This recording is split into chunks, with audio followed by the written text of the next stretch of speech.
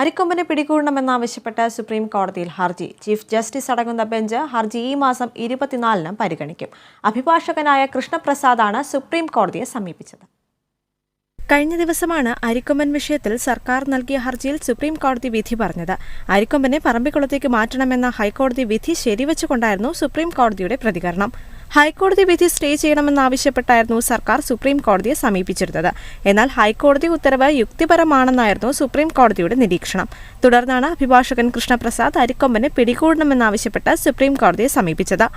സർക്കാരിന് നീതിന്യായ കോടതിയെ അനുസരിക്കാൻ ബാധ്യതയുണ്ടെന്നും കോടതി വിധി ലംഘിക്കാൻ സാധിക്കില്ലെന്നും വനം വകുപ്പ് മന്ത്രി എ.കെ. ശശീന്ദ്രൻ പറഞ്ഞു. പുതിയ സ്ഥലം കണ്ടുപിടിച്ച് റിപ്പോർട്ട് ചെയ്യാൻ നിർദ്ദേശം നൽകി. ഇതിൽ വനം വകുപ്പ് ഉദ്യോഗസ്ഥർ നാളെ റിപ്പോർട്ട് നൽകും.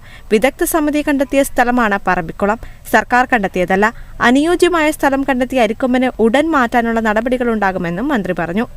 അരിക്കൊമ്പനെ മാറ്റുന്നതിൽ പ്രതിഷേധിച്ച പറമ്പിക്കുളത്ത് രാഷ്ട്രീയ നേതാക്കളുടെ നേതൃത്വത്തിൽ ജനകീയ സമരം പുരോഗമിക്കുകയാണ്.